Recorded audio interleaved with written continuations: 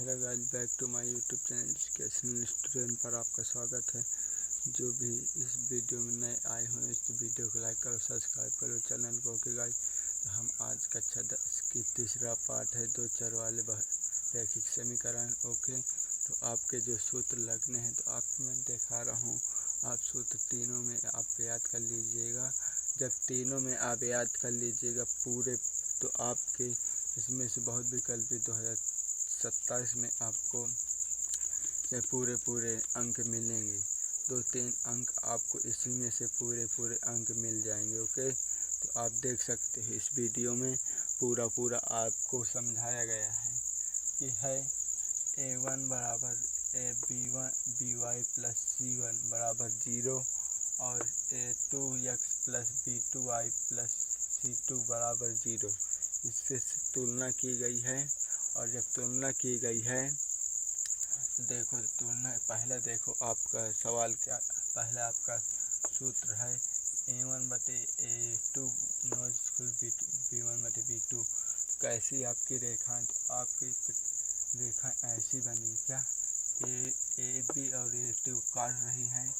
जब काटी तो आप देखो हल आप जो निकलेंगे वो अद्वितीय हल होंगे। क्या अद्वितीय हल होंगे। और संगत असंगत की बात करें तो इसमें संगत होगा, और रेखाएं की बात करें तो इसमें प्रतिच्छेदी रेखाएं होंगी। क्या एक दूसरे काट रही, क्या प्रतिच्छेदी रेखाएं, प्रतिच्छेद एक दूसरे काट रही, क्या प्रतिच्छेदी रेखाएं होंगी। अब देखो दूसरे में आपका a1 बटे a2 बराबर b1 बटे b2 not equal to c1 बटे c2 पे क्या है, इन दोनों रेखाएं तो बराबर हैं, मगर ये रेखा c1 बटे c2 नहीं बराबर। तो इसमें हल होंगे जो क्या, कोई हल नहीं होगा, इसमें असंगत होगा। और समांतर कैसी रेखाएं दिख रही हैं, समांतर रेखाएं हो जाएंगी। ओके, क्या हो जाएंगी, समांतर रेखाएं। अब आपका है तीसरा क्वेश्चन में आप देख सकते a1 बटे a2 b1 बटे b2 c1 बटे c2 कैसी रेखाएं, देखो एक दूसरे के ऊपर रेखाएं। तो फिर अनेक क्या हल क्या हो जाएंगे, अनेक हल हो जाएंगे। क्या अनेक हल। जब अनेक हल हो जाएंगे और संगत असंगत की बात करें इसमें कौन सा होगा, संगत कोण होगा। क्या संगत। और रेखाएं कैसे होंगी, संपाती होंगी। क्या संपाती रेखाएं होंगी। तो आपको इस समझ में आ रहा होगा, मुझे पता है आपको पूरा समझ में आ रहा होगा। तो हम चलते हैं क्वेश्चनों की तरफ। प्रश्नावली 3.1। ओके, जो भी इस वीडियो को लाइक न किया तो लाइक कर लेना अभी तक, और सब्सक्राइब कर लेना चैनल को। ओके, तो इस वीडियो में आपका स्वागत है पूरा। ओके, हम चलते हैं, आप इसको स्क्रीन करते हैं। तो भी अभी तक इस वीडियो में आप कॉपी पर नोट करते जाइएगा और आपको याद होते जाइएगा। अगर आप कॉपी पर नहीं नोट करेंगे तो नहीं याद होगा। ओके, जब तक आप कॉपी में नोट करो और तभी आपको याद होंगे। यूपी बोर्ड एग्जाम के लिए ये बहुत इम्पोर्टेंट है, ये पाठ होने वाला है। ओके, चलते हैं फिर हम प्रश्नावली की तरफ, आप एक बार और देख लीजिएगा। ओके, इसको हम स्क्रीन करते हैं। पहला आपका है जो प्रश्नावली 3.3, आपका कैसे लगाना है, पूरे इसी में से है। क्या पूरे इसी में से प्रश्नावली समाप्त है। तीनों क्वेश्चनों से इसमें से पूरी प्रश्नावली समाप्त है। क्या पूरी प्रश्नावली समाप्त है इसी में। क्या इसी में पूरी प्रश्नावली समाप्त है। देखो क्या कह रहा है, सिद्ध कीजिए कि c का एक ऐसा मान है जिसके लिए निकाय सी एक्स और सी वाई बराबर सी माइनस 3 और 12x प्लस सी वाई बराबर सी के अनंत अनेक हल होते हैं। इस मान को ज्ञात कीजिए। क्या कह रहा है, अनेक अनंत हल होते हैं। क्या अनेक हल होते, अनेक हल किसमें होते हैं, क्या a1 बटे a2 बराबर b1 बटे b2 c1 बटे b1 बटे b2 not equal to c1 बटे c2 का है। तो इसमें क्या होते हैं, कोई हल नहीं होते। अगर अनेक हल आपको पूछ रहा है तो अनेक हल होंगे। किसमें अनेक हल होंगे? A1 बटे A2 बराबर B1 बटे B2 बराबर C1 बटे C2 में अनेक हल होंगे और संगत कोण होगा और संपाती रेखाएं होंगी। चलते हैं फिर पहले इसको लिखते हैं कि A1 बटे A2 बराबर B1 बटे B2 और C1 बटे C2 और बराबर में 0। कुछ अनेक हल के कुछ ऐसे होंगे। क्या? अनेक हल के ये रेखाएं होंगी, इसमें अनेक हल होंगे और संगत कोण होगा और रेखाएं संपाती होंगी। तो क्या कह रहा है देखो, पहले हम आपको निकाल के दिखाते हैं। आपको क्या निकाल के C के मान निकालना है। क्या? C के। जब हम C के मान निकालेंगे तो कैसे निकालेंगे आओ देखते हुए चलते हैं अगले क्वेश्चन पर। आपका क्या क्वेश्चन क्या कह रहा है? क्वेश्चन है आपका देखो, क्वेश्चन आपका क्या दिया है कि cx प्लस 3y बराबर माइनस का C3। ओके, ये पहला आपका समीकरण है। क्या है आपका? पहला समीकरण बने और दूसरा है आपका समीकरण 12x प्लस 3y बराबर C। ये दूसरा आपका समीकरण है। क्या है? आपका दूसरा समीकरण है। ओके, तो अगर हम किसी में से हमें क्या निकालना है, समीकरण हमें बनाना है। क्या? समीकरण। अगर हम C की जगह में हम क्या रखें कि बराबर हमें मिले। क्या? ये बराबर मिल जाए हमें। क्या? नहीं, ये बराबर मिले। ओके, ऐसा हम क्या रख दें कि इन दोनों को हमें बराबर मिले। क्या? तो हम लिखते हैं कि C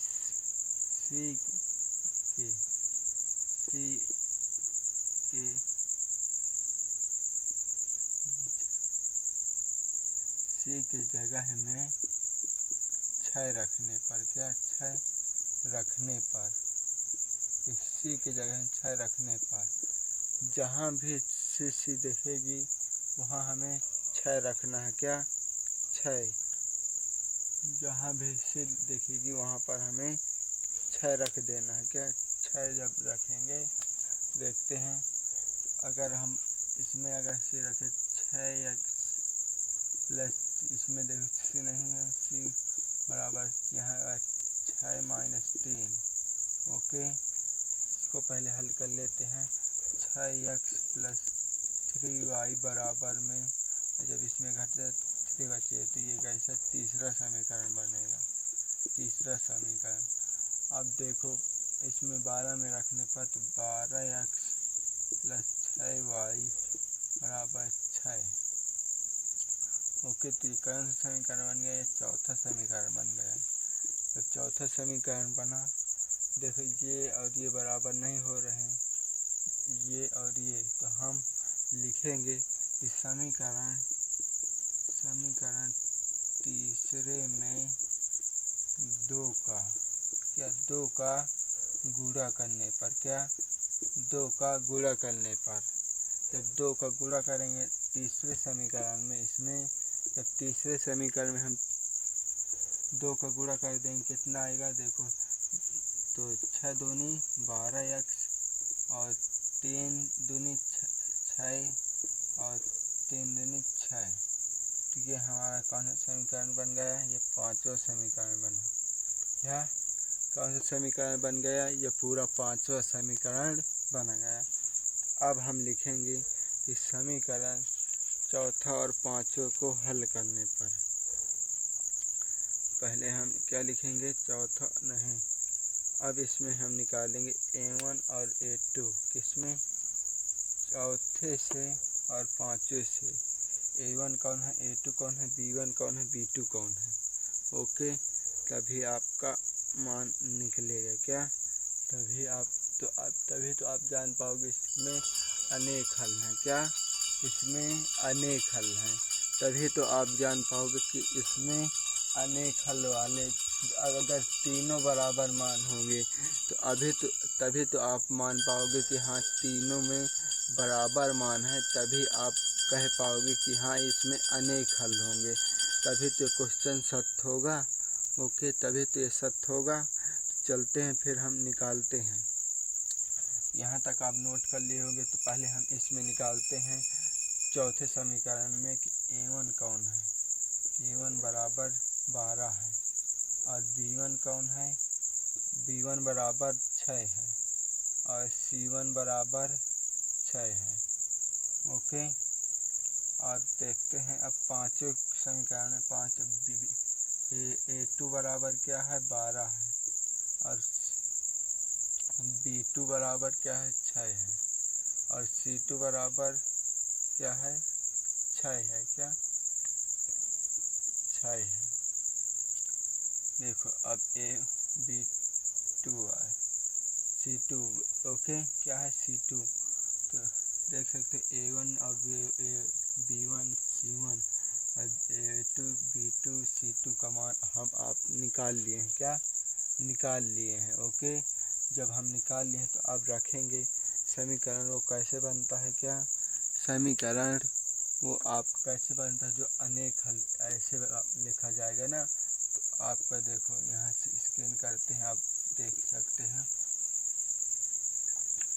तो आपको समझ में आ रहा है। ओके, तो आपको मेरी आवाज़ आ रही या नहीं आप बताएं कमेंट में। ओके, कमेंट में आप बताते रहो कि मेरी आवाज़ आ रही। तो आपका देखो a1 क्या है, a1 है आपका देखो 12, क्या है 12 और b1 क्या है, b2 क्या है 12। ओके, बराबर c1 क्या है 6 और b2 क्या है 6, ये 2 है। ओके, c1 क्या है 6 और c2 क्या है 6। ओके, जब इसमें हम काटेंगे तो कितना आ जाएगा, बराबर 1/1 आ जाएगा, क्या 1 आ जाए बराबर 1/1 बराबर 1/1।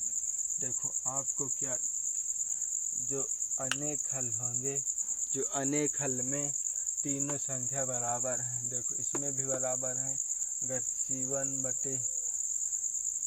इसमें भी बराबर है, इसमें बराबर, देखो इसमें तो आप अब कह सकते हो कि ये क्वेश्चन सिद्ध हो गया हमारा कि ये अनेक हल हैं, क्या हैं इसमें अनेक हल हैं, तभी तो इसको आप सिद्ध कर पाओगे। तो इसमें आप देखिए सिद्ध हो गया कि नहीं, आपके अनेक हल हैं, क्या है इसमें अनेक हल हैं। ओके, अब हम चलते हैं दूसरे क्वेश्चन पर। दूसरा क्वेश्चन क्या कह रहा है। ओके, दूसरा क्वेश्चन आपका कह रहा है कि अनुपातों के a1/b1 बराबर b1/b2 और c1/c2 की तुलना कीजिए, जिसके निम्न समीकरण के युग्म द्वारा निरूपित रेखाएं और बिंदु पर प्रतिच्छेद करती हैं। तो आप बताइए कि इसमें रेखाएं आपको बताना है, क्या और समांतर अथवा समानुपाती हैं, क्या है समांतर या समान अनुपाती हैं। ओके, इसमें पहले रेखाएं बतानी है, क्या है इसमें आपको रेखाएं बतानी है, कौन सी रेखा है। हम पहले इसको स्कैन करते हैं। आपका दूसरा प्रश्नावली 3.1 का है,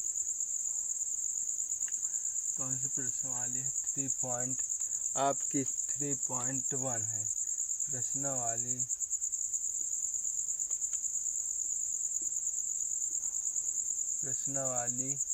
आपकी है 3.1। ओके, क्या है 3.1। तो आपका क्वेश्चन पहला क्या कह रहा है, दूसरा क्या है, पहला क्वेश्चन है 5x - 4y + 8। ओके, और बराबर में 0, फिर कौन किसी में है, इसमें 7x + 6y + 9, क्या प्लस है या 9, तो -9 है, क्या है -9 9 बराबर में 0। अब इसमें बताना है कि कौन सी रेखा है, इसमें प्रतिच्छेदी रेखा है, समांतर रेखा है या संपाती रेखा है, क्या है इसमें बताना है हमें कि समांतर रेखा संपाती। तो हम पहले इसमें लिखेंगे क्या, इसमें अब इसको हल करेंगे किस रूप में ये व्यक्त होता है। तो पहले हम इसको व्यक्त करते हैं। देखो जब हम इसको व्यक्त किए, पूरी रेखा को, देखो 5/7 बराबर -4/6 चिन्ह जरूर लिखना होता है क्या, जो -4 है तो -4 लिखना पड़ेगा, और +6 है तो प्लस तो लिखा नहीं, छुपा रहता है, ओके 6 लिखना पड़ेगा। देखो क्या A1 और A2 बराबर दिख रहा है, A1/A2 बराबर B1/B2 क्या बराबर दिख रहे हैं, ये और ये बराबर है नहीं है, तो यही नहीं बराबर है तो हम इसको लिख के क्या करेंगे आगे। तो ये इसको इसी तरह रखना है। तो कौन सा है, नॉट इक्वल टू है। तो आपको पहले में सूत्र में क्या बताया गया है कि A1/A2 बराबर A1/A2 बराबर नॉट इक्वल टू B1/B2।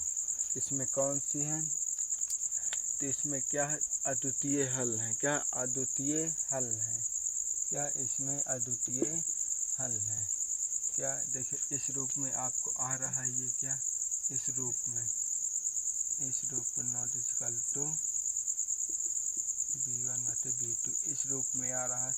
इस रूप में आपको बताया गया है सूत्र में क्या कि द्वितीय हल है, संगत कोण है, प्रतिच्छेदी रेखा है। तो इसमें क्या पूछ रहा है, तो इसमें पूछ रहा है प्रतिच्छेदी रेखा। आप इसी तरह लिख लीजिए, और फिर पूछ रहा है कौन सी रेखाएं हैं, तो आप लिख दीजिए प्रतिच्छेदी रेखाएं हैं।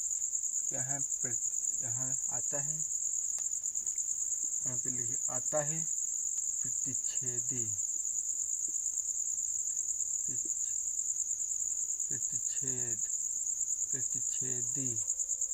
रेखाएं हैं, क्या रेखाएं हैं, प्रतिच्छेदी रेखाएं हैं। तो आप लिख दीजिए आता है इसमें प्रतिच्छेदी रेखाएं हैं, ओके। अब दूसरा पूछ रहा है, दूसरा है आपका, दूसरा क्या है, 9x + 3y + 12 बराबर में 0, और फिर इसी में 18x फिर + 6y प्लस फिर है क्या है 21 24 या 24 बराबर में 0। इसमें आप पहले इसको हल कीजिएगा तो 9/18 बराबर 3/6 बराबर 12/24 24 है, क्या है 24 है, ओके। तो क्या देखो इसमें काटें तो क्या कट रहा है, आ जाएगा 1/2 बराबर 1/2। आपके देखो इसमें कोई नॉट इक्वल टू नहीं लगा, देखो तीनों संख्या बराबर हैं, किसके बराबर आ जाएगी ये, क्या किसके A1/A2 बराबर B1/B2 बराबर C1/C2, ओके। तो एक कौन सी रेखाएं हैं, ओके, और इसमें कौन सी रेखाएं पेरेंगे, असंगत कोण है, इसमें अनेक हल हैं, क्या। तो इसमें सूत्र में आपको क्या बताया कि अनेक हल है, असंगत कोण है, और इसमें रेखाएं कैसे हैं, संपाती हैं, तीनों बराबर हैं, तो इसमें संपाती रेखा है, क्या संपाती। तो क्या लिखेंगे, आता है इसमें संपाती रेखाएं हैं,